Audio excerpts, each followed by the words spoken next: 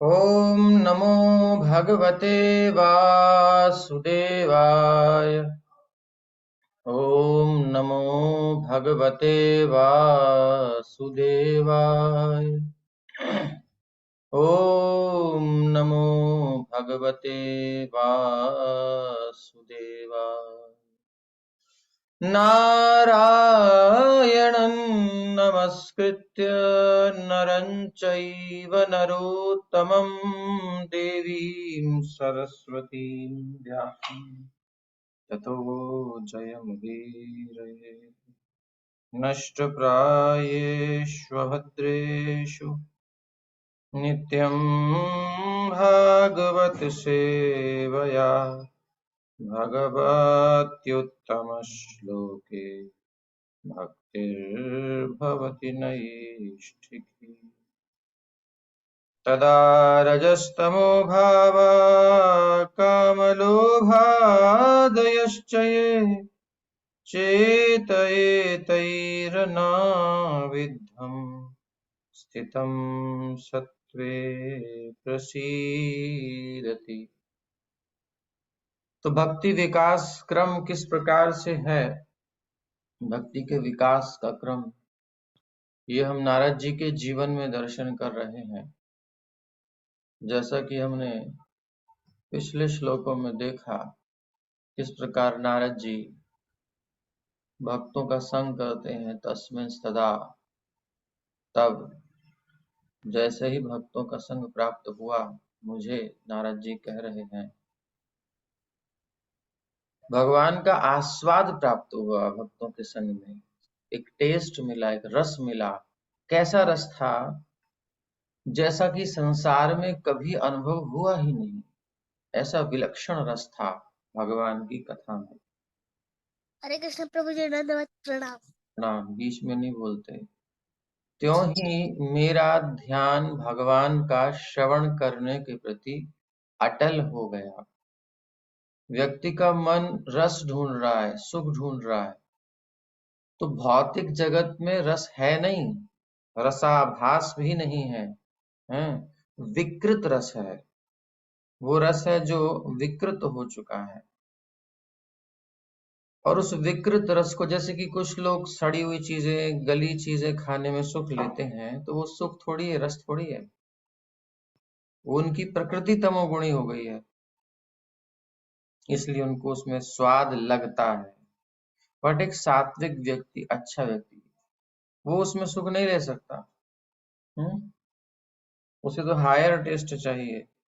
झुग्गी झोपड़ी में रहने वाले जो होते हैं, वह क्या करते हैं? न नहाएंगे, न धोएंगे, सड़ांध आती रहती है। जनरली ऐसा ही होता है।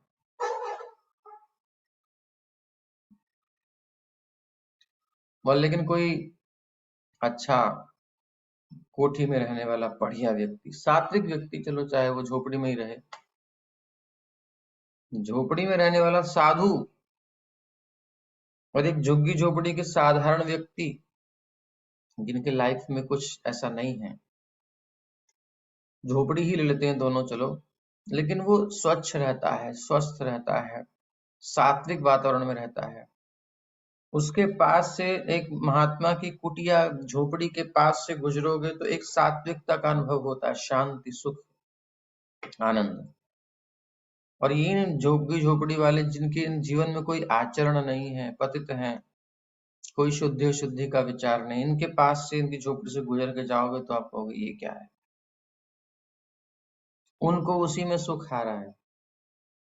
लेकिन अगर देखा जाए दोनों को तुलना करके तो ये अच्छा है। तो संसार में जो सुख ले रहे हैं वो ऐसे ही, जैसे झुग्गी झोपड़ी वाले या ऐसे लोग जो ध्यान नहीं रखते, विषय भोगों में लिप्त हैं, कोई नियम नहीं है जीवन में। तो एक अच्छा व्यक्ति, सात्विक व्यक्ति, वो उसमें सुख नहीं ले सकता। तो हम लोगों का सुख भी कुछ ऐसा ही है संसार में, जो लगता है तो अच्छा है लेकिन होता नहीं है। जैसे सूकर, सूकर को मल अच्छा लगता है, उसकी बॉडी का स्ट्रक्चर ऐसा है कि उसे उसमें ही आनंद आता है, बट वो क्या वास्तव में सुख है? नहीं। हम्म। तो संसार में विकृतता का अनुभव करता है और उसी में आसक्त होता है, वो अलग चीज है।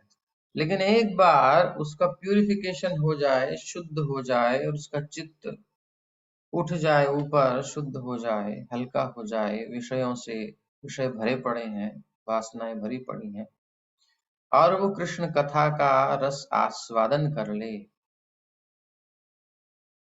रोज भागवत श्रवण करे और एक बार आस्वादन मिल जाए उसको, तो जैसे ही नारद जी कहते हैं मुझे आस्वाद प्राप्त हुआ, मेरा मन ध्यान भगवान का श्रवण करने के प्रति अटल हो गया। मन क्यों नहीं लगता? रस नहीं मिलता, सुख नहीं मिलता, इसलिए मन नहीं लगता। लेकिन रस, अब हम क्या संसार में डिपेंड हैं, परिस्थिति चाहिए, ऐसा एनवायरमेंट चाहिए, वातावरण ऐसा नहीं है, माहौल ऐसा नहीं है, तो क्या करें? लेकिन ये प्रॉब्लम मेरी अपनी है, हम उसे क्रिएट भी तो कर सकते हैं, ऐसा एनवायरनमेंट बना भी सकते हैं। अमेरिका में, चाइना में, रशिया में कोई वातावरण ही नहीं था, प्रभुपाद जी ने क्रिएट कर दिया, वातावरण बना दिया, और आज हम वहां जाकर देखते हैं कि हाँ, कितने भक्त बन रहे हैं। बहुत कठिन है, फिर भी बन रहे हैं, रह रहे हैं भक्त। वातावरण बनाना पड़ता है, तो सात्विक वातावरण बनाना चाहिए। तो यहाँ मुनियों ने क्या किया? वही वातावरण बना दिया। कैसे? भगवान की कथा करके, सात्विक आचरण के साथ, निष्काम भाव से। नारद जी सुकृतिशाली थे, इनको रस प्राप्त हुआ, और जैसे ही रुचि विकसित हो गई, अब ये जब एक बार टेस्ट मिलता है, किसी को किसी चीज का रस टेस्ट लग जाता है तो पीछे पड़ जाता है उसके, फिर वो फिर बार बार बार बार ऐसा ही होता है। संसार में भी अनुभव करते हैं, भी कुत्सित रस है, फिर भी यहाँ नारद जी को रस मिल गया है, तो रुचि भी बढ़ रही है इनकी, और सुनने की इच्छा, और सुनने की इच्छा, और रियलाइजेशन साथ ही साथ। अज्ञानतावश ही स्थूल शरीर और सूक्ष्म शरीर को स्वीकार कर रखा है मैं के रूप में। एक्चुअली ये मैं नहीं हूं, ये मेरा है, और एक्चुअली आगे चलेंगे तो मेरा भी नहीं है, कृष्ण का है। आप देखिएगा, इसको थोड़ा सा चिंतन करेंगे तो ये साफ दिखाई देता है कि सब चल रहा है, मैंने केवल कर्तृत्व भावना करी हुई है। इस शरीर में, शरीर के सामने बाहर दुनिया में कितनी एक्टिविटीज चल रही हैं, थोड़ा दृष्टि डालिए। क्या सब हम चला रहे हैं? हम चला रहे हैं? वो कोई और चला रहा हो सकता है, आप कहेंगे हम नहीं चला रहे तो कोई और चला रहा है, ठीक है, मगर आप तो नहीं चला रहे, फिर भी चल रहा है ना। चल तो रहा है। तो ऐसे ही हर एक व्यक्ति के साथ है, वो स्वयं को कर्ता समझता है, और कहीं कहीं स्वयं को नहीं समझता, दूसरे को समझता है। बट प्रकृते ही क्रियमाणानी, प्रकृति कार्य कर रही है भगवान के निर्देशन में, ये सबके साथ है। और ये प्रकृति, ये शरीर भी है, ये मन भी है, बुद्धि भी है, सभी कुछ है। तो इस शरीर को लें, तो इस शरीर में हम कह सकते हैं कि हमने भोजन बनाया, भोग लगाया, और उसको भगवान को अर्पित करके पाया, इतना कह सकते हैं। लेकिन पाने के बाद हम क्या करते हैं? कुछ करते हैं? हमें कुछ पता ही नहीं होता कि हो क्या रहा है, और जब हो जाता है तो संकेत आता है कि अब सब हो चुका है, इसको बाहर करो। वो संकेत हम लाते हैं, वो प्रेशर कहाँ से आता है? सिस्टम है, प्रकृति क्रियमाणानि।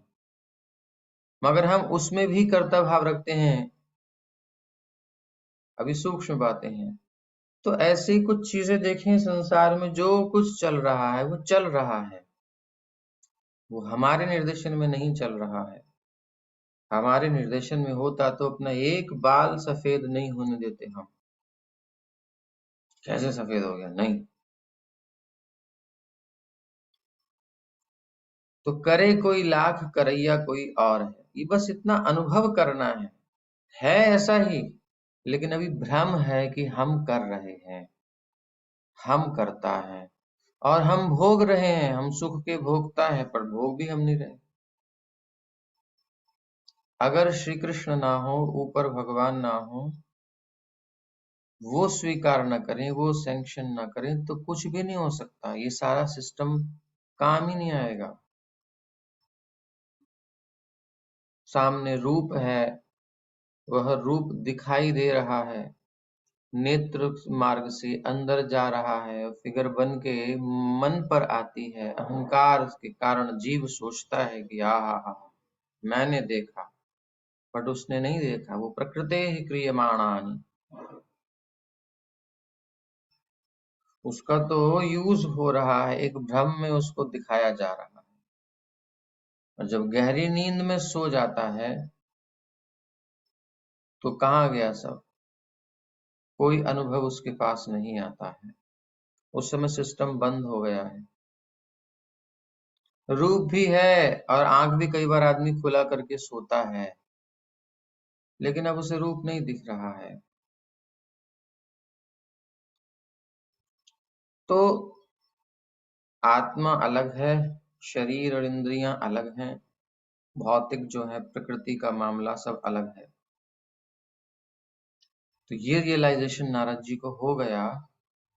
जब इसको किसी को ये समझ आता है तो फिर संसार में वो लग नहीं सकता, व्यर्थ में। वो दिखता है कि तो व्यर्थ के काम है, फिर वो कृष्ण भावना के सिवा कुछ नहीं करता, क्योंकि यही रियल वर्क है, यही वास्तविक कार्य है।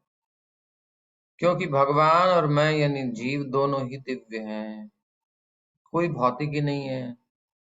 तो क्यों इस हाड़ मास के लबादे को ढोएं हम, क्यों इसमें मैंपन की भावना करें। जब तक है ठीक है। भोजन करना नहीं चाहिए, कराना चाहिए, कराने की महिमा है। सेवा लेनी नहीं चाहिए, सेवा करनी चाहिए। तो ऐसे ही बॉडी मैं नहीं हूं, मैं इसकी सेवा कर रहा हूं, इसको भोजन करा रहा हूं, मतलब स्वीकृति दे रहा हूं। ये कल्पितम, स्वीकार किया हुआ शरीर है, एक्चुअली मैं नहीं हूं। तो इस बॉडी में जा रहा है, आ रहा है, मुझे नहीं मिल रहा है। ये जो कुछ हो रहा है शरीर में हो रहा है, क्योंकि आत्मा तो दिव्य है। इसमें दिमाग बहुत घूम रहा होगा, आगे चलते हैं। आज का श्लोक ये नहीं है, आज का श्लोक है इत्थं शरत्प्रावृषिकावृतु हरेर्विषण्वतो मेऽनुसवं यशोमलम् सङ्कीर्त्यमानं मुनिभिर्महात्मभिर्भक्तिः प्रवृत्तात्मरजस्तमोपहा। तमोपहा। इत्थम, इस प्रकार, शरद प्रावृषिकौ, शरद ऋतु और वर्षा ऋतु, दोनों ऋतुओं में महात्म भी, उन महान आत्माओं, मुनि भी और मुनियों के द्वारा, में हरे यशः अमलम अनुसवम, मुझे हरि का अमल धवल निर्मल यश सुनने को मिला। अनुसवम कैसे, निरंतर, दिन रात बोलते रहते थे क्या? रोज टाइम टू टाइम बोलते थे, कीर्तन भी होता था, लेकिन वो सुन करके इतना आनंद आता था, दिन भर में उसी के बारे में सोचता रहता था। सेवा करते, टहल करते, घूमते फिरते, मन में वही चलता रहता था। इको साउंड जैसे चलती है। कथा होने के बाद भी कथा मन में चलती रहती थी, मनन चलता था। तो ये श्रवण में ही तो आता है। निरंतर श्रवण कर रहे थे नारद जी। हम लोग कैसे करते हैं, जब तक क्लास है तब तक तो थोड़ा बहुत सुनते, उसमें भी मन कई बार कई जगह चला जाता है, और उसके बाद तो फिर कोई मतलब ही नहीं है। फिर तो ठीक है, अपना काम भी है भाई, सब देखना है। मगर नारद जी के साथ ये हुआ कि नारद जी कुछ पत्तल उठा रहे हैं, भोजन परोस रहे हैं, झाड़ू लगा रहे हैं, बुहारी कर रहे हैं, जो भी कुछ कार्य है सब कर रहे हैं, आसन बिछा रहे हैं उनके लिए, कुछ जल लेके आ रहे हैं, चिंतन वही चल रहा है सुंदर कथा का।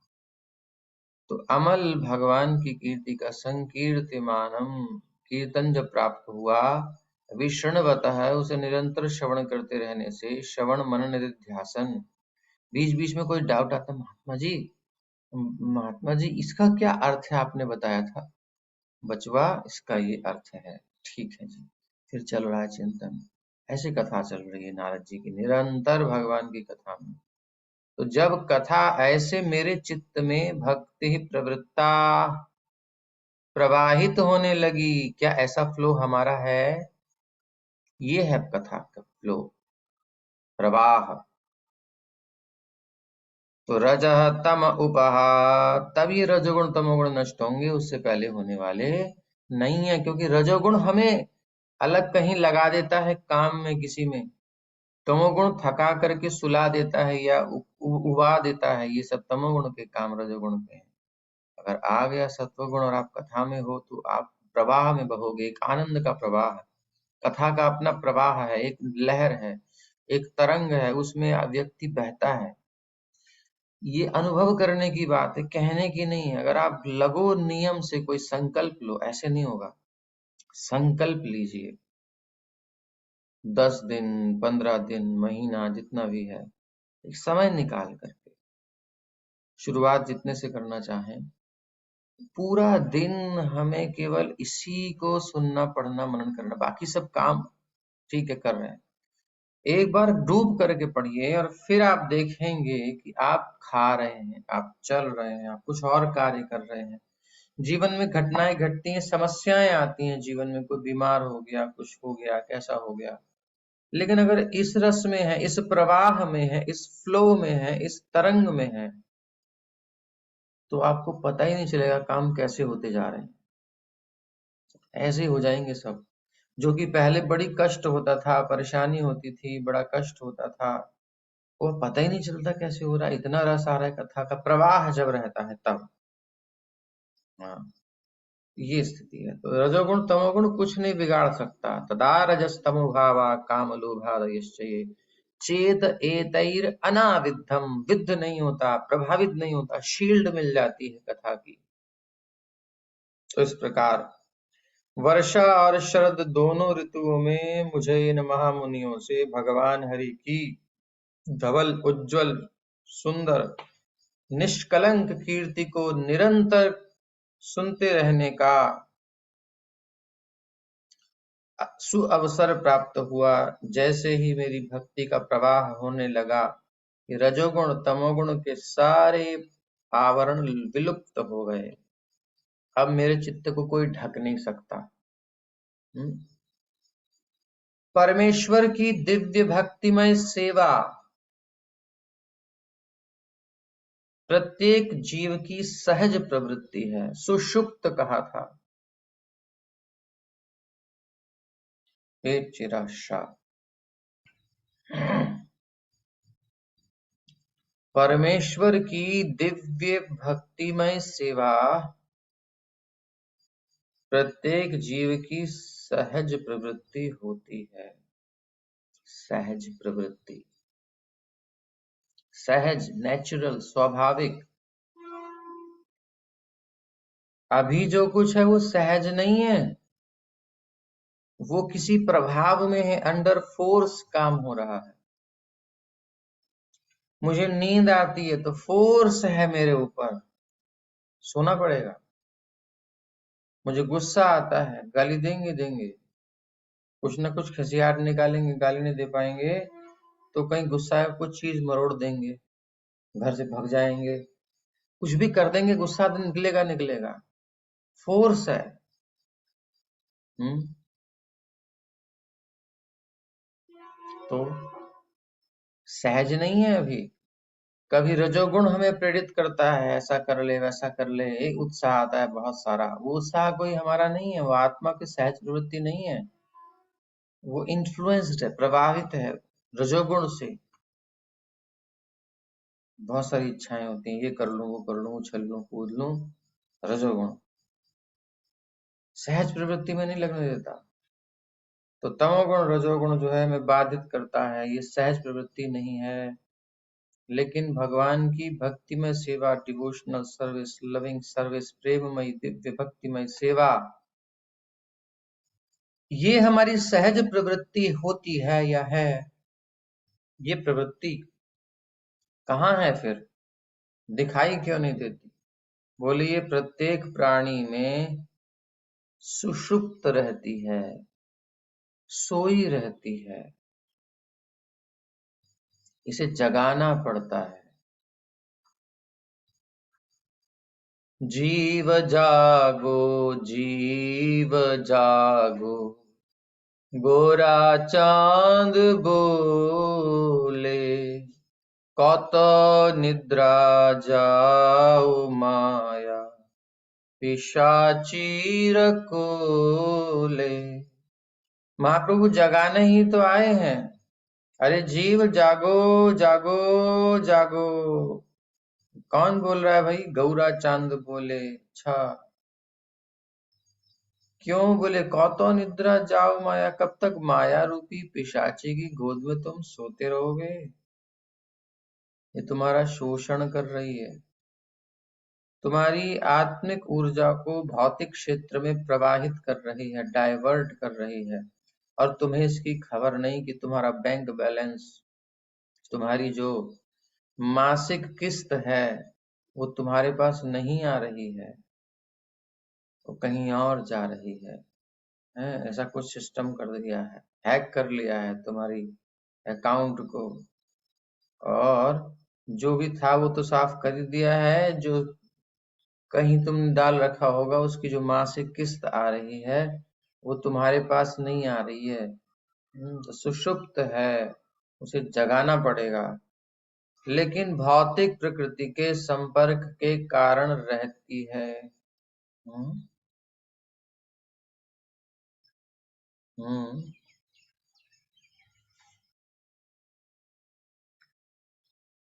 क्या है यहाँ पर?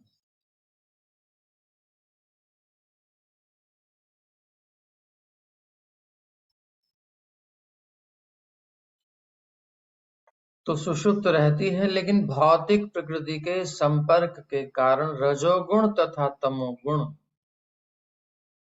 अनंत काल से इसे आच्छादित करते रहे हैं। अनंत काल से ये ढका हुआ है, कवर्ड है। ऐसा होता है ना, कोई दो बच्चे लड़ रहे हैं, और कभी कभी एक पावरफुल होता है, उसे पकड़ के दबा देता है नीचे। अब बथेरा बेचारा हाथ पैर निकालने की कोशिश करता है, लेकिन हाथ पैर बांध के उसे दबा देता है ऐसे नीचे। वो दबा हुआ है, कुछ कर नहीं पा रहा है। तो ऐसे ही हम लोग भी प्रकृति में, रजोगुण में, तमोगुण में दबे हुए हैं। क्या हम अपनी प्रकृति को क्रॉस कर सकते हैं? जो नेचर है आदमी की, उसके वश में रहता है कि नहीं? ये है। तो रजोगुण से, तमोगुण से हमारा स्वभाव बनता है, जो गुण के अनुसार स्वभाव होता है। सात्विक है, राजसिक है, तामसी है, कैसा है जीव, उसी को कहते हैं ब्राह्मण है, क्षत्रिय है, वैश्य है, शूद्र है। कैसी नेचर है कैसी नेचर है? जो नेचुरल नहीं है, जो आच्छादित, रजोगुण तमोगुण से प्रभावित स्वभाव है हमारा, सहज स्वभाव नहीं है। क्योंकि सहज स्वभाव तो जीव की सहज प्रवृत्ति तो दिव्य भक्ति में सेवा है। किसकी? भगवान की, परमेश्वर की। बट उसको तो नहीं कर रहे हम क्या कर रहे हैं? समाज में, संसार में इसकी उसकी सेवा कर रहे हैं। सेवा क्या स्वार्थी होता है? अर्निंग कर रहे हैं, खा पी रहे हैं, भोग रहे हैं दुनिया भर के काम। किस लिए? रजोगुण के प्रभाव से कुछ क्रियाएं कर रहे हैं, कुछ क्रियाएं सत्व गुण के प्रभाव में कर रहे हैं, उसी के अनुसार सोचते भी हैं, उसी के अनुसार कार्य भी करते हैं। गुणों से ही हम चल रहे हैं, गुण हैं जो चला रहे हैं, नचा रहे हैं। भगवत गीता की पिक्चर्स में शुरू में दो तीन लेडीज हैं जो कठपुतली की तरह धागे से नचा रही है, नीचे देखा, ऐसे नाच रहे हैं हम। वी आर स्लेव्स ऑफ भौतिक प्रकृति, स्लेव्स, कुछ नहीं कर सकते इधर से उधर। अगर कर सकते तो बहुत कर लेते। एक लिमिट है, लिमिट। इन्फ्लुएंस्ड करके, प्रभावित करके हमें नचाया जा रहा है, ये स्थिति है। इच्छाओं के कारण ये 3 गुण है, या इन गुणों के कारण हमारी इच्छाएं हैं, ये दोनों मिक्स हो चुके हैं। गुणों में इच्छाएं, इच्छाओं में गुण घुस चुके हैं। अलग करना अभी कठिन है। दोनों एक दूसरे से अन्योन्य, एक ओतप्रोत हैं, इसलिए पता नहीं चल पाएगा अभी। सिंपल है, पहले इसके प्रभाव से बाहर निकलने के लिए हेल्प चाहिए हमें, अपने प्रयास से नहीं होगा। इसीलिए कथा सुनने से नारद जी को जैसे अनुभव हुआ, ऐसा सबको अनुभव होगा, होता है। और जब वो कथा के नाम के भक्तों के संग से प्रभाव में आकर के जो उसकी ओरिजिनल प्रकृति है, वो वास्तविक सहज प्रवृत्ति थोड़ी प्रकाशित होती है, थोड़ा दबाव कम होता है इन गुणों का, तो उसे रियलाइजेशन होता है कि ये क्या हो रहा था। जैसे क्रोध आ जाता है, भयंकर तमोगुण आ जाता है, तो व्यक्ति सोचता नहीं कि क्या बोलना है, क्या करना है, कर देता है प्रभाव में। बाद में उसे होश आता है, यार ये मैंने क्या कर दिया, ये इतना बढ़िया फोन तो तोड़ दिया, लैपटॉप फोड़ दिया, गाड़ी तोड़ दी, या माँ को गाली दे दी, बाप को कुछ कह दिया। नहीं, बाद में सोचता है ये तो गलती हो गई, तो क्या करें, बॉस को क्या क्या कह दिया, नहीं चाहिए जॉब तुम्हारी, रखो अपने पास, मेरे पास बहुत घूम रही है, जॉब्स मेरे पीछे पड़ी हैं, कितनी कंपनीज। बाद में सोचा यार बहुत ज्यादा कह दिया शायद मैंने, अब परेशानी हो जाएगी। तो प्रभाव में आके, ऐसे ही रजोगुण में आके लोग कितनी गलतियां कर देते हैं, फिर बेचारे जेल में जाते हैं, केस चलते हैं, तो सब होता रहता है। तो गुणों के प्रभाव में अभी इच्छाएं चल रही हैं, और उन इच्छाओं को लेकर के आगे गुण और बन रहे हैं, वैसा ही परिवेश और बन रहा है। तो इस प्रकार से इच्छा से ही गुण डेवलप हो रहे हैं, और गुणों के प्रभाव से इच्छा हो रही है, ऐसा कुछ चल रहा है, अन्योन्याश्रित है, फिलहाल मिक्स हो गया है। लेकिन जब कथा में आते हैं तो चेतना अपलिफ्ट होती है, इससे अलग होती है, थोड़ा अप्रभावित होती है, स्वच्छंद होती है, मुक्त होती है, सहज होती है। और तब आदमी कहता है कितना अच्छा लग रहा है यहाँ पर, मन तो कर रहा है यहीं पे रहें। धाम में आते दर्शन करने, बड़ा आनंद आता है, भक्तों के संग में तो बड़ा सुख लगता है। वो कब तक, कब तक, फिर वही। तो इसको जागृत करना होगा, ऐसे काम नहीं बनेगा। अनंत काल से ढके हुए हैं जी हमें ये। यदि भगवान और उनके महान भक्तों की कृपा से, अनुग्रह से कोई जीव इतना भाग्यशाली होता है कि उसे विशुद्ध भक्तों की संगति प्राप्त हो जाए और भगवान के निर्मल महिमा गान को सुनने का अवसर मिल जाए, तो निश्चित रूप से, इसमें कोई संशय नहीं है, नो डाउट, निश्चय ही भक्ति का प्रवाह उसे मिलेगा। ऐसा फ्लो आ जाएगा उसकी लाइफ में, उसके माइंड में, उसके जीवन में आनंद का एक प्रवाह दौड़ जाएगा। जैसे आप किसी बिजली के तार को जब पकड़ते हो, भले ही आपको नींद आ रही हो, गलती से हाथ पड़ गया, एकदम जाग जाओगे झटके से, ये क्या हुआ भाई साहब। ये क्या हुआ, हल्का सा ही करंट हो, एकदम झटके से जाग जाओगे। तो ऐसे ही जैसे ही कोई जीव प्रकृति के गुणों के प्रवाह में बहता हुआ और एक मैग्नेटिक फील्ड में कथा के आता है, इस प्रवाह में आता, झटका लगता है उसके जीवन में, ये क्या हुआ, ये लाइफ कैसी थी, ये लाइफ कैसी है, ओह ये तो बहुत कुछ अलग है, समथिंग डिफरेंट, कुछ नया, अरे वाह। बट अभी वो कृपा से प्रभाव में आया है, फिर वो जा सकता है थोड़ा सा टच लेकर के, क्योंकि वो भी इन्हीं इन्हीं गुणों के प्रवाह में ही बंधा हुआ है। इसलिए लोग भक्ति करते हैं, भक्तों के संग में आते हैं, लेकिन फिर इच्छाओं से बह जाते हैं। आते हैं तो इच्छाएं मन में रख के आते हैं, तमोगुण रजोगुण से प्रभावित होकर के रहते हैं, वो संकल्प करके। इसमें जीव की बात आती है। जीव को क्योंकि उसकी स्वतंत्रता है थोड़ी सी, माइन्यूट स्वतंत्रता, उसका सदुपयोग दुरुपयोग करके निकल सकता है, एकदम से नहीं। जितना समझ में आए उतना सदुपयोग करे। मतलब जैसे होता है ना, कभी कभी भीड़ में हम जा रहे होते हैं, अब भीड़ अच्छी खासी भीड़ है, उस भीड़ में हम जा रहे हैं, परिक्रमा मान लो कर रहे हैं, और अपन को निकलना है परिक्रमा से या बाहर, और भीड़ में इस साइड में हम फंसे हुए हैं अंदर की साइड में, और निकलना है बाहर की साइड में। तो अब हम क्या देखते हैं मौका, कि कोई ऐसा ग्रुप चल रहा हो, अपने को धक्का लगा के काम नहीं बन रहा, जान ही नहीं है इतनी, तो फ्लो में बह रहे हैं। बट कभी कभी कोई एक एक ग्रुप आता है, और वो जो है बाहर निकलने वाला होता है, तो अपन कोशिश करते हैं वहां तक पहुंच जाए, एक बार वहां तक पहुंच जाए, वो बगल में ही जा रहा है। तो उतना जैसे हम प्रयास करते हैं, फिर वो फ्लो में हम आराम से चले जाते हैं। इसी प्रकार से प्रकृति का प्रवाह, गुणों का प्रवाह बड़ा प्रबल है, वो हम नहीं उसको क्रॉस कर सकते। लेकिन जब कृष्ण कथा, भक्तों का संग, एक ग्रुप मिलता है, कृष्ण भावना भावित संग मिलता है, भक्त मिलते हैं, जो प्रभुपाद जी ने बनाया अंतर्राष्ट्रीय कृष्ण भावनामृत संघ, तो ये भक्तों का एक समूह कभी मिलता है, तो फिर उसको छोड़ना नहीं चाहिए, उसे पकड़ लेना चाहिए, इतनी सामर्थ्य है। ऑप्शन तो हमारे पास हमेशा रहता है, बस इसको पकड़ लेंगे तो एक अलग प्रवाह हमें मिल जाएगा, फिर ये प्रवाह उसको प्रभावित नहीं कर सकता, फिर हम मुक्त होते जाएंगे, दिन पर दिन आगे बढ़ेंगे। फिर कैसे होगा, फिर नारद जी बता रहे हैं।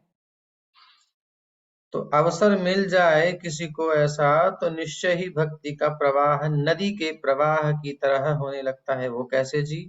बोले जैसे नदी तब तक प्रवाहित होती रहती है जब तक वो समुद्र तक ना पहुंच जाए, वो ग्रुप तब तक चलता रहता है जब तक वो से बाहर ना निकल जाए, क्योंकि उसका टारगेट ही वो है, और फ्री होकर के बाहर घूमे। यहाँ तो फोर्स में जाना पड़ रहा है ना, बाहर फ्री होकर चल सकता है। तो ऐसे ही गुणों के प्रवाह से निकलने के लिए दूसरा प्रवाह लेना पड़ेगा, जो कि मेरा नेचुरल स्वाभाविक प्रवाह से मैच करता है। तो वही है, तो यानी कृष्ण तक जो जा रही है नदी, ऐसी नदी में हमें प्रवाह में जाना पड़ेगा, यानी भक्ति की नदी में जो कृष्ण तक पहुंचाएगी। वो तब तक प्रवाह रहेगा जब तक समुद्र तक यानी कृष्ण तक न पहुंच जाए। तो उसी प्रकार शुद्ध भक्तों की संगति से विशुद्ध भक्ति की धारा तब तक प्रवाहित होती रहती है जब तक वो चरम लक्ष्य अर्थात भगवान के दिव्य प्रेम तक नहीं पहुंच जाती। और दिव्य प्रेम तक पहुंचते ही त्रिगुणातीत हो जाता है जीव।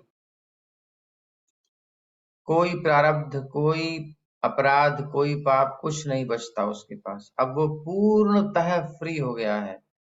पहले कुछ कुछ प्रभाव होता है भक्ति की अलग अलग स्टेजेस में, लेकिन प्रेम प्राप्त होते ही सब समाप्त। कोई प्रवाह नहीं, कोई प्रभाव नहीं, कोई हल्की सी स्मेल भी नहीं। तो भक्ति का ऐसा प्रवाह फिर रोके नहीं रुकता। फिर तो ये प्रेम का या भक्ति का प्रवाह हमसे कार्य कराता है। तो अब क्या आ गया, अब भी जीव का कर्तृत्व नहीं है। आंशिक स्वतंत्रता का सदुपयोग उसने किया ग्रुप तक पहुंचने में, उसमें रहने में, बस जितनी सामर्थ्य थी उतना प्रयास किया। अब अवसर आए तो चूके ना। उससे क्या हुआ, अब ग्रुप के प्रभाव में आ गया। ऐसे ही प्रकृति के गुणों के प्रवाह में बहते बहते किसी सौभाग्य से किसी भक्त का या भक्तों का संग मिल गया हम सबको, और फिर हम ग्रुप में आ गए। तो अब इसमें बहने में ही लाभ है। संसार का आकर्षण आएगा, आपको बहा के लेके जाएगा हृदय में, तो क्योंकि प्रभाव भी है ही, लेकिन थोड़ा सह लेना, क्योंकि वो अभी तो बड़ा मीठा लगेगा, लेकिन बाद में वही स्थिति होनी है। फिर अवसर मिले ना मिले ये, फिर तो चेतना भी खो जाएगी, क्या करोगे। इसलिए, लेकिन फिर भी भक्ति में आने के बाद बीज तो पड़ ही जाता है कभी ना कभी, फिर कब पता नहीं किस जन्म में। लेकिन मौका मिला है तो छोड़ो मत भक्तों का संग। भक्ति का प्रवाह बढ़ता जाता है असीमित रूप से, अनलिमिटेड, क्योंकि अनलिमिटेड है। भक्ति का प्रवाह इतना सक्षम, इतना पावरफुल, कैपेबल, समर्थ होता है कि कोई दर्शक भी रजोगुण और तमोगुण के प्रभाव से मुक्त हो जाता है। इसका उदाहरण प्रभुपाद जी का कीर्तन चल रहा है या कोई यात्रा चल रही है, डिवोटीज कीर्तन कर रहे हैं, तो आप देखते हैं कि सामने खड़ा व्यक्ति ऐसे जा रहा था, वो भी झूमने लगता है, वो भी खुश हो जाता है, यार बड़ा अच्छा लगा, वो वीडियो बनाने लगता है, कुछ ना कुछ करता है, उसको प्रभाव होता है। उतने काल में वो अपनी चीजों से ऊपर उठ जाता है। दर्शक, अभी वो इन्वॉल्व नहीं हुआ है, दर्शक है, उस पे भी उतने काल तक गुणों का प्रभाव नहीं रहता। इस प्रकार प्रकृति के ये दोनों गुण दूर हो जाते हैं और जीव अपनी मूल स्वाभाविक स्थिति को प्राप्त करके मुक्त हो जाता है। यही तो है मुक्ति, नेचुरल पोजीशन, स्वरूप में स्थिति, यही है मुक्ति। तस्यैवं मेऽनुरक्तस्य प्रसृतस्य हतैनसः श्रद्दधानस्य बालस्य दान्तस्यानुचरस्य च। तो एवं इस प्रकार उस बहाव में बहता हुआ, फ्लो में बहता हुआ मैं अनुरक्तस्य इतना आसक्त हो गया। अब देखो किसी को, देखो कोई लड़की जब किसी लड़के से मिलती है और दोनों बहुत अच्छे से मिल लेते हैं, दोनों का मिलन अच्छा होता है, रस मिलता है, तो फिर वो उसको छोड़ना नहीं चाहता, आसक्त हो जाता है, आसक्त हो जाती है। किसी लड़के को अपनी मनपसंद जॉब मिल जाती है तो उस जॉब को छोड़ना नहीं चाहता, आसक्त हो जाता है। ऐसे ही संसार है। तो जब आत्मा को भगवान का कनेक्शन मिल जाता है, जो उसका स्वरूप है, जिसको वो खोज रहा था, जिसकी हैंकरिंग चाहत अंदर थी, तो फिर वो आसक्त हो जाता है। तो अनुरक्तस्य प्रसृतस्य, आसक्त था, उनके प्रति मेरा आचरण विनम्र। जैसे ही किसी से आपको सुख मिलता है, स्वार्थ सिद्ध होता है, आप विनम्र हो जाते हो, देखा होगा आपने, हैं? जब किसी से कोई मतलब, हम झुकने वाले नहीं है, और जैसे काम बनेगा, जी जी जी जी जी जी, एकदम एकदम, तो विनम्र आचरण हो गया स्वाभाविक रूप से। ए न सह, मैं पापों से हत मुक्त हो गया, और तस्य अनुचरस्य, उनके उपदेशों का दृढ़ता पालन करने वाला अनुचर बन गया। जैसा जैसा कहा वैसा वैसा करने लगा, और करने लगा श्रद्धा के साथ, श्रद्धावान श्रद्धानस्य। और जब श्रद्धा से कार्य कर रहे हैं तो कभी कभी मन करता है ये गड़बड़ करने का, वो गड़बड़ करने का, नहीं, दान तस्य, संयम कर लेते था। बालक से, यद्यपि बालक था फिर भी कर लेता था। ये है कथा का, ये है हरि का प्रभाव। तो मैं उन मुनियों के प्रति अति अधिक आसक्त हो गया, कुछ ज्यादा ही आसक्त हो गया। मेरा आचरण विनम्र था और उनकी सेवा के कारण मेरे पाप विनष्ट हो चुके थे। मेरे हृदय में उनके प्रति प्रबल श्रद्धा थी। मैंने इंद्रियों को वश में कर लिया और मैं तन मन से उनका दृढ़ता से अनुगमन करता रहा था। बस अब तो पीछे पीछे एक फ्लो में बह रहा हूँ, आनंद के प्रवाह में, गायंत आनंद समुद्र मग्ना। शुद्ध भक्त के पद तक उन्नत होने के इच्छुक व्यक्ति के लिए ये ही आवश्यक योग्यताएं हैं। योग्यताएं, क्वालिफिकेशंस क्या हैं इस स्थिति को प्राप्त करने की? बोले यही योग्यताएं हैं। शुद्ध भक्त के पद तक उन्नत होने के लिए जो नारद जी ने अपनी लाइफ में दिखाया, वही है योग्यताएं। ऐसे व्यक्ति को सदैव शुद्ध भक्तों के सानिध्य की खोज करनी चाहिए। अब कुछ कुछ भक्त होते हैं जो कहते हैं भाई भक्तों का संग करना चाहिए। ओके, तो डिवोटी एसोसिएशन में हम सब मिल करके आज सब भक्त मूवी देखने जाएंगे, पिक्चर देखने जाएंगे हॉल में। क्यों? भक्त संग कर रहे हैं तो भक्तों के संग में ही पिक्चर देखनी चाहिए। तो ऐसा भक्त संग अच्छा है? तो इसलिए ऐसे भक्तों का संग छोड़ देना चाहिए जो कि भोग भी भोग रहे हों और भक्ति भी कर रहे हों। समझ लो अभी वो अधकचरे हैं, कहीं कहीं अटके हुए हैं, वो उनके चक्कर में छद्म भक्त से गुमराह नहीं हो जाना चाहिए। जिनकी संसार भी चल रहा है, बढ़िया से मौज आ रही है, थोड़ा बहुत वो कर लेते हैं। नहीं नहीं नहीं, अपना मार्ग प्योर डिवोशन का है। अपन को निकलना है, निकलना है, निकलना है। शुद्ध भक्तों के सानिध्य की खोज करो और छद्म भक्तों से गुमराह मत हो। लेकिन कभी कभी हो जाते हैं तो कोई बात नहीं, जैसे ही कोई प्योर डिवोटी आता है, कोई हायर आता है, तो हमको समझ में आता है अरे ये तो गलती है, तुरंत छोड़ के उसको पकड़ लो। तो ऐसे ही अवसर आते रहते हैं, जीवन में आते रहते हैं। जैसे जैसे आप एक्सेप्ट करते हो, जितना भी सामर्थ्य है, जितनी भी परिस्थिति है, उसमें जितना हमको मिला है उसको तुरंत स्वीकार करना चाहिए। मौके पे चौका लगा देना चाहिए।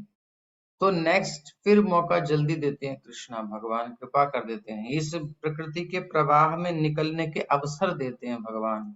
हैं, उसे पकड़ते रहो, जितना पकड़ोगे उतना और ज्यादा मिलेगा, और जितना छोड़ोगे उतना लोप लोप भी होता जाएगा। तो अपना उद्धार खुद ही करने का मतलब ये है, जो आंशिक स्वतंत्रता है उसका सदैव सदुपयोग करना है, एक बार भी मिस मत करना, दुरुपयोग मत करना, ऐसा शास्त्र कहते हैं।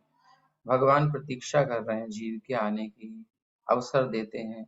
स्वयं उसे भी शुद्ध भक्त से उपदेश ग्रहण करने के लिए सरल और विनम्र होना चाहिए, अकड़ना नहीं चाहिए। शुद्ध भक्त पूर्ण रूप से भगवान की शरण में रहता है। शुद्ध भक्त पूर्ण रूप से भगवान की शरण में रहता है। ये नहीं कि थोड़ा सा इसका भी आश्रय है, थोड़ा सा उसका भी आश्रय है, और भगवान का भी आश्रय है नहीं, ऐसा नहीं। पूर्ण रूप से हरि पर निर्भर, तभी उसे शुद्ध कहा जाएगा।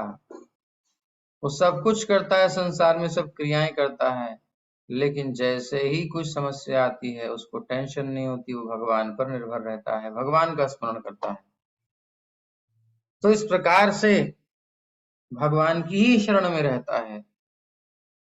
हरि शरणम, वो भगवान को ही परम स्वामी तथा अन्यों को उनके सेवक रूप में जानता है। उसकी विजन, उसकी दृष्टि कैसी होती है, वो भगवान को जानता है कि असलियत में स्वामी सबके भगवान हैं और सब भगवान के सेवक हैं। भले ही अभी वो उसको ना समझ रहे हो, ना कर रहे हो, लेकिन हैं तो ये कृष्ण के ही। तो केवल शुद्ध भक्तों की संगति से ही लौकिक संगति से संचित होने वाले सारे पापों से छूटा जा सकता है। पाप ही भगवान के मिलन में बाधा है, पीछे हम समझ चुके हैं। रुचि नहीं होने देते, बहुत सारी समस्याएं हैं। रज तम का आश्रय या पाप, तो ये छूट जाते हैं। नवदीक्षित भक्त को शुद्ध भक्त की श्रद्धा पूर्वक सेवा करनी चाहिए। नए नयों को खूब सेवा करनी चाहिए। बाकी और चाहिए मतलब करना चाहिए, करते नहीं है इसलिए कहा जा रहा है, बट बाद में नेचुरल हो जाएगा। उसे अत्यंत आज्ञाकारी होना चाहिए। ये नहीं कि ओ इतना नहीं कर सकता मैं प्रभु जी, इतना ही बहुत है ना। उसे अत्यंत आज्ञाकारी होना चाहिए, क्योंकि वो आज्ञा देंगे तो आपका उतना कल्याण होगा, उतना गुणों के प्रभाव से मुक्त होगे, उतना प्रकृति के बंधन से मुक्त होते जाओगे। इसलिए अत्यंत आज्ञाकारी होना चाहिए और उपदेशों का दृढ़ता पूर्वक पालन करना चाहिए। जो प्रभुपाद जी ने जो आंदोलन में निर्देश दिए गए, शास्त्र निर्देश दे रहे हैं, उनको दृढ़ता पूर्वक पालन करना पड़ेगा, तभी रिजल्ट आएगा। किसके लक्षण है ये? चलते फिरते अरे गिरे नत्थु खैरे के? नहीं नहीं नहीं, ये लक्षण है उस भक्त के जो इसी जीवन में सफलता प्राप्त करने के लिए दृढ़ प्रतिज्ञ है। कुछ लोग कहते हैं क्या इसी जन्म में भगवान के धाम चले जाएंगे? अरे आराम से खेलते खाते जाएंगे, क्योंकि भगवान की भक्ति में जो एक बार आ गया, स्वल्पमप्यस्य धर्मस्य त्रायते महतो भयात्, ऐसा सत्संग करते हैं वो, गीता से कहते हैं देखो थोड़ा सा भी कोई करता है उसको बहुत बड़ी समस्या से समाधान हो जाता है। अपन थोड़ा सा ही कर लें, बाकी क्या है। कृष्ण और देखो भगवान कहते हैं जो मेरा भक्त होता है तेषाम अहम समुद्धरता मृत्यु संसार सागरात। अपन को क्या करना है, कृष्णा आकर के ले ही जाएंगे अपने आप, अपना मौज करो। तो नहीं नहीं, वो फिर गड़बड़ कर दिया आपने, गीता की व्याख्या गलत कर दी। और देखो गीता में भगवान कह रहे हैं बढ़िया से काम धंधा करना चाहिए, अपना कर्तव्य का पालन करना चाहिए, यही मेरी भक्ति है। तो भगवान ने कहाँ कहा है ऐसा कि यही भक्ति है, प्योर डिवोशन यही है। और जो आप कर रहे हो क्या वो भगवान के बनाए वर्णाश्रम के विधान के अंतर्गत कर रहे हो, उसकी चर्चा नहीं करेंगे। वो तो अपने मन माफिक चलेगा। इसलिए ऐसे लक्षण किसके हैं? वो सबके नहीं होते, वो शुद्ध भक्तों के होते हैं। ये जो लक्षण अभी हमने बोले ये वाले नहीं, जो यहाँ बताए जा रहे हैं वो जो बोले हैं उनके अंदर ये लक्षण नहीं मिलेंगे। ये लक्षण है उस भक्त के जो इसी जीवन में सफलता प्राप्त करने के लिए दृढ़ प्रतिज्ञ है, जिसने संकल्प कर लिया है। अव्यभिचारिणी भक्ति करता है, उसे कहीं व्यभिचार नहीं करना। जैसे कोई स्त्री अपने पति के आंख से आंख मिलाकर देखती है और थोड़ा आंख उसकी इधर उधर हुई, इसने एक दो आंख उधर मार दी, हो गया काम। उधर भी सेटिंग, इधर भी सेटिंग, इधर भी है, तो ये सब नहीं चलेगा। तो अपन भी कृष्ण से नेत्र मिलाएं, मंदिर में जाकर के दर्शन करते हैं, कृष्ण बलराम कितने सुंदर है, कितने सुंदर है। उनकी भुजाएं, उनका वक्षस्थल, उनका तिरछा खड़ा होना, उनके चेहरे पर उनकी दृष्टि कितनी सुंदर है। और देखते देखते बगल में इसको या उसको देख लिया, कोई बात नहीं है, कैसे देख लिया, तो वो नहीं चलेगा। इससे बड़े बड़े भी देखने वाले होते, बट इतना भी नहीं देखना है, उसमें खो जाना है। क्योंकि जब तक हमारा पूर्ण रूपेण भगवान में समर्पण नहीं होगा, तब तक प्रकृति छोड़ने वाली नहीं है, डिटेक्ट कर लेती है। हैं? जब आप गेट से पास करते तो बीप बीप बीप बीप बोलता है, कुछ तो गड़बड़ है। जो छोटा सा हो, छोटा सा हो, ज्यादा बड़ा नहीं, जेब कोने में, हमको ध्यान भी नहीं था चाबी का छल्ला, ऐसा कुछ मतलब छोटा सा कुछ हो, दिखाइए। ऐसे ही माया भी डिटेक्टर है, डिटेक्ट करती रहती है कि अभी क्या है अंदर, छोटी सी वासना है, अभी नहीं, अभी नहीं। When I go then I go. तो अभी संसार का कुछ भी पकड़ के बैठे, इसका मतलब अहम भाव है, अहम को स्वीकार किया हुआ है। संसार में कहीं पॉजिटिवनेस है, कहीं तो इच्छा है, थोड़ी सी है, ज्यादा नहीं। कौन तो थे वो कह रहे थे कि आप तो शुद्ध भक्त हैं, मुक्त हैं, फिर आपकी पकौड़ों में रुचि कैसी है? तो कहते हैं अगर मैं इसमें भी आसक्ति ना करूं, इसमें भी रुचि ना दिखाऊं, तो फिर शरीर छूट जाएगा मेरा, तो चला जाऊंगा मैं। इसलिए मेंटेन कर रहा हूं ताकि तुम लोगों को अपना संग दे सकूं। ऐसा कुछ कह रहे थे कोई। इसका उदाहरण देने का मतलब सिर्फ इतना है कि अगर थोड़ा सा भी आकर्षण संसार में है, प्रभुपाद जी कहते हैं कि रसगुल्ले का, गुलाब जामुन का भी आकर्षण है, तो नहीं जा सकते आप। अब बताओ, जो दृढ़ प्रतिज्ञ नहीं है इस जीवन में, वो क्या करेंगे, कितने ढीले होंगे, और ऐसे लोगों के साथ हमारा क्या हाल होगा। इसलिए दुनिया को ना देख, दुनिया को, अपने आप को देख, अपने आप को। ज्ञानम गुह्यतमं यत्तत् साक्षात् भगवतोदितम् अन्ववोचन् गमिष्यन्तः कृपया दीनवत्सलाः। दीनवत्सलाः, हम अभिमानी होंगे तो संतों की कृपा नहीं मिलने वाली। दीन होते हैं तो जैसे बछड़े के ऊपर गाय का प्यार उमड़ता है अपने आप, जैसे ही बछड़ा पास आता है गाय तो चाटने लगती है, और जैसे ही बछड़ा थन में मुंह लगाता है, गाय का स्तन में दूध बह बह के भरने लगता है इनमें, और बछड़े को चाटती है, प्यार करती है। उसको आप देखेंगे उसी समय में दूध आता है, और गोमूत्र का प्रसारण भी उसी समय होता है। मतलब इमोशंस बहते हैं उसके शरीर में, मतलब उसके अंदर कुछ होता है, मैं क्या क्या दे दूं अपने बच्चे को, क्या क्या दे दूं, लुटा दूं। तो दीन वत्सलाह, ऐसे ही जब कोई दीन होता है तो किशोरी जी कृपा करती हैं, जेहि अति दीन प्यारे, हमारे राघव माधव कृपा करते हैं। और ऐसे ही उनके अनुगत भक्त जन भी कृपा करते हैं, वो दीनों पर कृपा करते हैं, जो दीनों के प्रति अत्यंत दयालु हैं।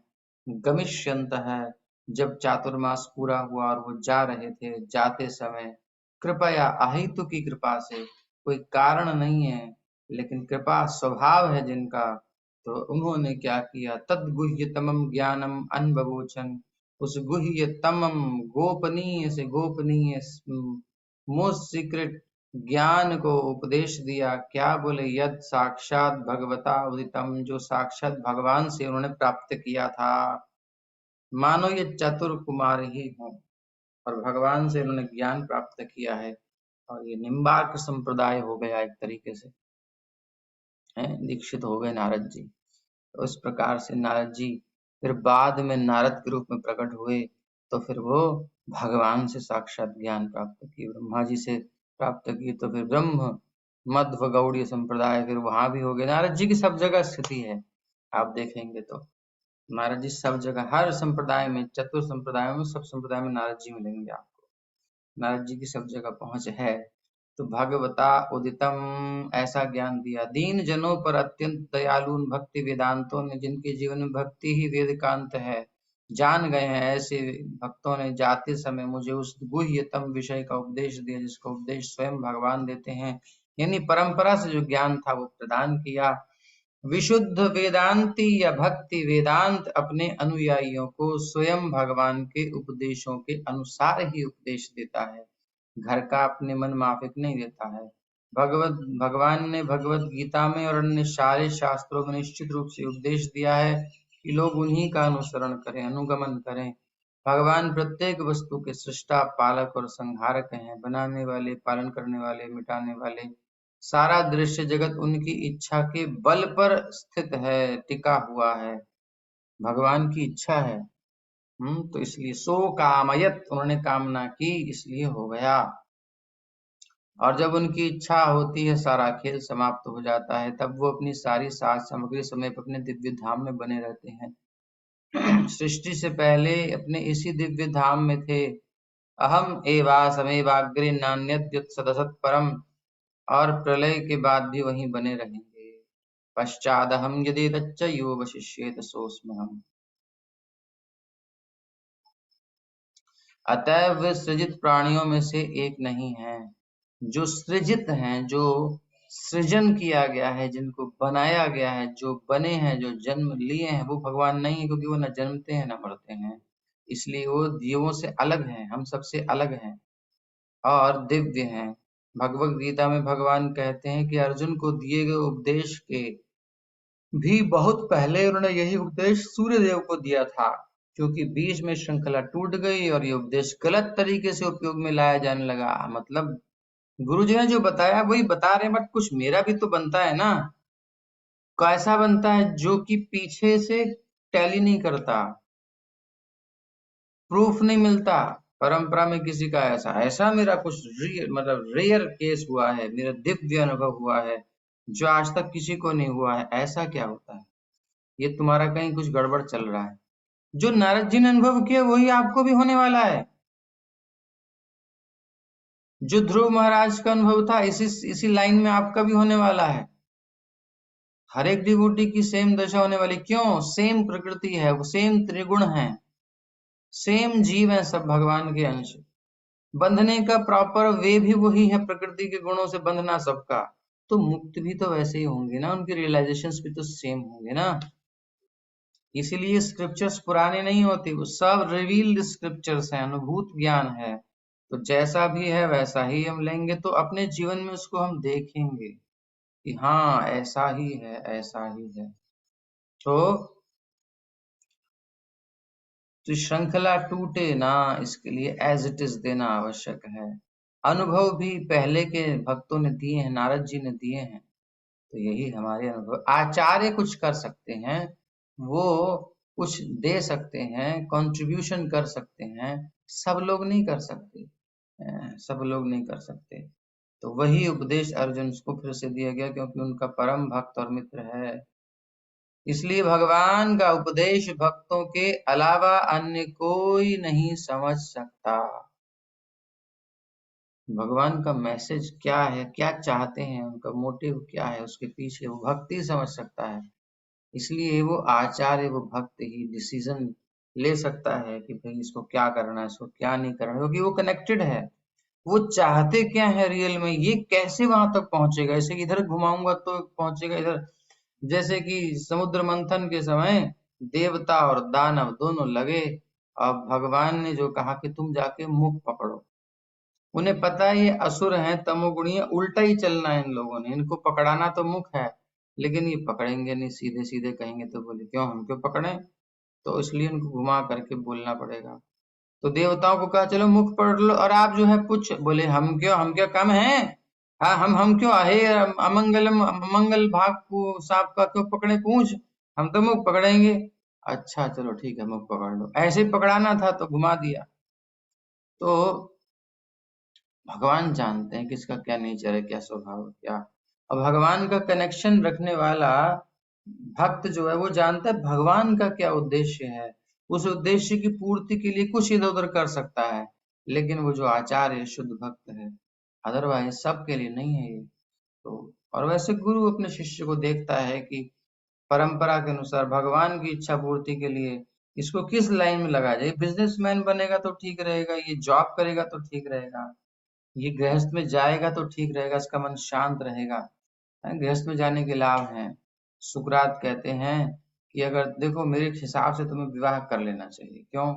अगर अच्छी मिल गई तो बढ़िया से जिंदगी शांति से बीतेगी, और मिल गई कहीं ऐसी वैसी तो तुम फिलोसोफर बन जाओगे, दार्शनिक बन जाओगे। अब उनका एक एंगल है कहने का, तो इसलिए तो किसका कहाँ पर अच्छा पड़ेगा, भक्ति किसकी कैसे होगी, भगवान किस कैसे प्रसन्न होंगी, क्या कर पाएगा, ये गुरु देख करके बता देते हैं, गाइड करते हैं। तो भगवान ने ब्रह्मा अर्जुन उद्धव इत्यादि से गुह्यतम ज्ञान प्राप्त किया। हाँ, तो भगवान भक्तों के अतिरिक्त अन्य कोई नहीं समझ सकता भगवान का उपदेश क्या है, उसके पीछे उद्देश्य। तो जैसे फॉर एग्जाम्पल श्रील भक्ति सिद्धांत सरस्वती गोस्वामी प्रभुपाद को गुरुदेव ने कहा था कि तुम कलकत्ता मत जाना, नवद्वीप मायापुर में ही रहना, वहां रजोगुण है, बहुत भयंकर स्थिति है, वहां मत जाना। तो वो क्या किए, हम देखते हैं कि वो जाकर के कलकत्ता में मठ स्थापित किए। अब आप कहोगे कि ये क्या गुरु की अवज्ञा, सरासर अवज्ञा। बट उनका विजन देखो। उन्होंने कहा हाँ इतना खराब है, मेरे लिए रहने लायक नहीं है, तो फिर सारे जीव भी तो मेरे जैसे ही हैं, उनके भी तो रहने लायक नहीं है, तो उनको क्यों रखना वहां। चलो चलो उनको भी लेके आता हूँ यहीं पर। तो उन्होंने सब जीवों को प्रचार करने के लिए उस कलकत्ता में सिटी में जा करके मठ चालू किया, ताकि जीव वहां से निकल के आए नवद्वीप मायापुर। और प्रभुपाद जी ने उस मिशन को आगे बढ़ाया, और मायापुर में एक विशाल भूमि खंड लिया। कितना उसमें समय लगा, कितना टिक टैक लगी। हिज होलीनेस कमाल कृष्ण गोस्वामी महाराज ने अंतिम में आकर के कहा प्रभुपाद लीजिए, ये जमीन अब आपकी हो गई। तो इस प्रकार से ये बड़ा परिश्रम किया है। तो ये विजन है। अब आज देखिए विश्व का केंद्र बन गया है मायापुर। तो एक साल में एक बार सब विश्व से लोग आते हैं और सब कुछ होता है। तो ये एक उद्देश्य है। इसी प्रकार इसको कैरी ऑन करना होगा, आगे चलना होगा। तो भगवान के दिव्य रूप का कोई अनुमान न होने के कारण निर्विशेषवादी भगवान के गुह्य संदेश को नहीं समझ पाते, गुह्यतम संदेश को। वो तो उनको पता ही नहीं भगवान का कोई रूप भी है, वो नित्य है तो अनित्य मान लेते हैं ना। यहाँ पर गुह्यतमम शब्द बहुत ही महत्वपूर्ण है। क्यों? क्योंकि भक्ति का ज्ञान निर्गुण ब्रह्म के ज्ञान से बढ़कर है। कैसे पता आपको? भाई श्रुति कहती है हिरण्मयेन पात्रेण सत्यस्यापि हितं मुखम। आपका जो सुंदर मुख कमल है, आहा हा हा हा, वो ढका हुआ है प्रभु काय से, हिरण्मयेन पात्रेण, दिव्य अंग कांति से, दिव्य ब्रह्म ज्योति से ढका हुआ है। उसके पार कुछ दिखाई नहीं दे रहा है, ऐसा सुंदर मुख कमल ढका हुआ है। हमने सुना है आपके बारे में।